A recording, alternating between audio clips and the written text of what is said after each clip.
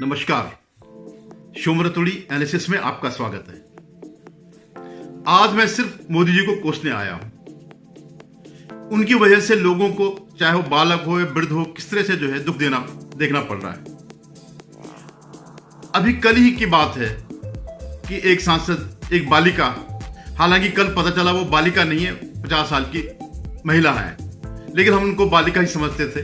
जिस तरह से उनका बाल हटता, जिस तरह से बादशाही उनका अंदाज था, तो बताते हैं ना, बालक और बादशाह सब दोनों एक ही प्रवृत्ति के होते हैं। तो जब वो बाहर निकली, उसकी संसद की सदस्यता खत्म कर दी गई। एक बालिका को कुछ पर्स के लिए, कुछ सैंडल के लिए, कुछ विदेश यात्रा के लिए, कुछ गिफ्ट के लिए उसको संसद से बाहर ही निकाल दिया। और वो भी किससे मांग रही थी? अपने दोस्तों से मांग रही थी, आपसे कुछ भी नहीं मांग रही थी। अगर उसने क्या किया, उसने अपने दोस्त की मदद ली और उसको घर की, संसद की जो है ताला चाबी सौंप दी, तो बेचारी वो तड़फ के कहने लग गई, जब नाश मनुष्य पर छाता है तो बेबी पहले मर जाता है।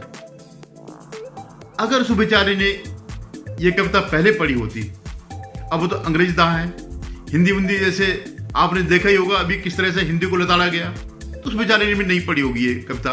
आज ये सारा का सारा तंत्र जो है विपक्ष का, सिर्फ इसी कविता को रट रहा है। तो अगर वो हिंदीदार नहीं थी, हिंदी नहीं पढ़ी थी, हिंदी परिवेश में नहीं थी, तो उसका क्या कसूर है? अगर सचमुच उसको पता होता कि इसका अर्थ क्या है या इसका भाव क्या है, तो शायद वो ऐसा नहीं करती, शायद वो संसदीय परंपराओं को बेचती नहीं। लेकिन उसका कोई कसूर नहीं है। अब आप देखिए, वो यहां देश सेवा करने के लिए आई। अमेरिका की जो है बहुत बड़ी फर्म, ये जो आर्थिक फर्म होती है, उसको लात मार करके आई और जन सेवा के लिए आई। अब आप सोचो, जब वो इतनी बड़ी नौकरी में थी, अच्छे खासे पैसे मिलते थे, तो वो जो शौक हैं, वो जो ठाठ थे, वो तो एक झटके में नहीं जाएंगे। उस बेचारे के साथ भी ऐसे ही हुआ। वो शौक नहीं गए, वो ठाठ नहीं गए, और उसको ये सब कंप्रोमाइज करना पड़ा। उसने किसी उसके लिए नहीं किया, उसने सिर्फ अपने लिए ये कंप्रोमाइज किया। और फिर जब वो इतनी बड़ी नौकरी छोड़ के आई, तो वो समाज सेवा का प्रण लेके आई। उसकी प्रेरणा जो है लालू यादव थे। वो जानती थी उसको लालू के बारे में पता था।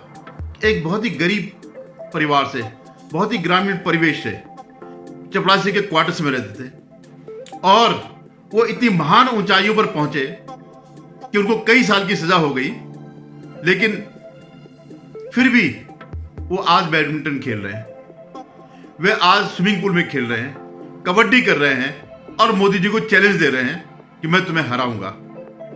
और कौन सी बड़ी बात है? ये सब जो हो रहा है कोई बहुत बड़ी बात नहीं है। 2-4, अगर आपने 100, 200, 500 करोड़ में अगर वो कर लिया, कमा लिए, अपने अकल से कमा लिए, तो 2-4 करोड़ में तो 4-5 वकील मिल जाएंगे जो आपको एहसास नहीं होने देंगे कि आप मुजरिम हैं। वो आज भी कहेंगे नहीं, आप नेता हैं, आप इस देश के सबसे बड़े नेता हैं, आपके पीछे सारी लाइन लगी है, सारा इंडिया गठबंधन जो है आपके पीछे खड़ा है। तो कोई साधारण बात नहीं है। सिर्फ यही नहीं, जब वो राजनीति में आई होंगी तो उन्होंने बहुत कुछ देखा होगा। वो एकदम इतनी मूर्ख नहीं है कि वहां से छोड़ करके यहां आ जाए। उन्होंने गांधी परिवार को देखा होगा, उनके ठाठ देखे होंगे, लेकिन उसको ये पता नहीं है। उन्होंने देखा होगा कि किस तरह गांधी परिवार हवाई जहाज में बर्थडे मनाते हैं, किस तरह से है उनके रिश्तेदार, नातेदार विदेशी नेवल शिप में जाकर के छुट्टियां व्यतीत करते हैं। लेकिन वो एक चीज भूल गई कि ये देश किसी मोदी का नहीं है, ये देश नेहरू जी का है, उनके परिवार का है, उनके खानदान का है, उनका अधिकार है इस देश में राज करने का। ये मोदी पता नहीं कहां से चाय बेचते बेचते यहां पर पहुंच गए। अंग्रेज, ऐसे ही अंग्रेजों ने सत्ता थोड़ी थी, या गांधी जी ने अगर पटेल को धक्का मार करके नेहरू को सत्ता दी तो कुछ सोच के ही दिया होगा। उनकी जन्मपत्री देखी होगी, हाँ, इस देश की सत्ता जो है इस आदमी को सौंपी जाए, ताकि इसका परिवार आगे भी राज करे। इसके पिता भी जो है बहुत बड़े वकील थे। तो ये महुआ मोइत्रा की थोड़ा सा गलती थी समझने में, लेकिन फिर उसके सामने प्रेरणा वही रहे होंगे ये लालू यादव, कि एक आदमी आज बहुत बड़ा प्रतिष्ठित है, हजारों की लाखों करोड़ों की संपत्ति है, तो ऐसे नहीं है। तो ये भी एक कहीं ना कहीं प्रेरणा का स्रोत रहा होगा। और उसने जो भी देखा, उस बेचारी ने ये नहीं देखा कि वो समाज सेवा इसी को समझती थी। वो समझती थी कि मैं समाज की एक अंग हूं और जो मैं करने आई हूं अपनी सेवा करने आई हूं। उसके सामने अरविंद केजरीवाल भी रहे होंगे आदर्श के रूप में, जो एक IRS की नौकरी को छोड़ करके इस समाज सेवा में आए। आप जानते हैं ना, केजरीवाल खुद ही कहते थे कि मैं वहां चाहता तो लाखों करोड़ों कमाता, लेकिन लाखों करोड़ बहुत कम होते हैं, अरबों खरबों ज्यादा होते हैं। जहां एक डील में ही 100-200 करोड़ मिल जाए तो उससे बेहतर समाज सेवा क्या हो सकती है। और हो सकता है जब बाद में उनको कुछ ज्ञान हुआ होगा महुआ जी को कि केजरीवाल जी तो बाहर हैं और उनके जो चेले चांटे हैं वो अंदर है जेल में, तो वो अपने को उसी तरह जो है चतुर और चालाक समझती है, अभी भी समझती है, अभी भी चैलेंज करके गई है, मैं तुम्हारा सर्वनाश कर दूंगी। ठीक है भाई, उसके अंदर टैलेंट है, महुआ जी के अंदर टैलेंट है।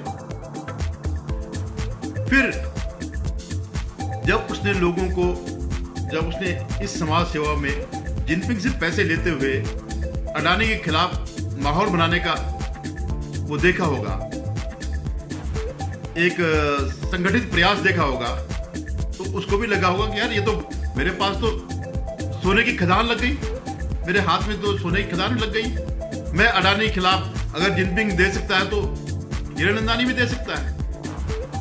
तो समाज सेवा में उसको ये भी एक बड़ा एक रोमांच सा फील होगा कि देखिए मैंने क्या कर दिया, और मैं खाली अडानी को नहीं, मोदी को भी जो है कटघरे में खड़ा कर रही हूँ। सारे लगे हुए हैं, जितने भी एनजीओ पेनजीओ सब वाले जो है सब लगे हैं।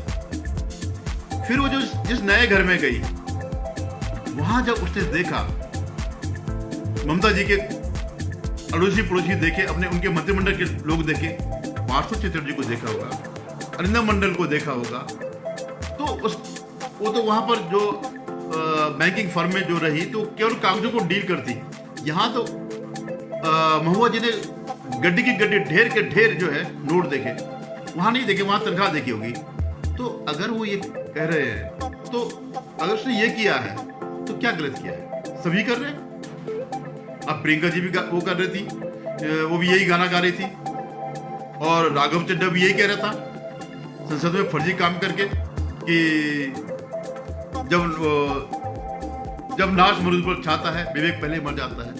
जब उसने देखा हर आदमी इसी पंक्ति को वो कर रहा है, तो महुआ जी को लगा ये कोई बड़ी वैसी पंक्ति है जैसे मंत्र होते हैं ना, तो मंत्र उसी तरह ये भी कोई ऐसा मंत्र है पैसा कमाने का।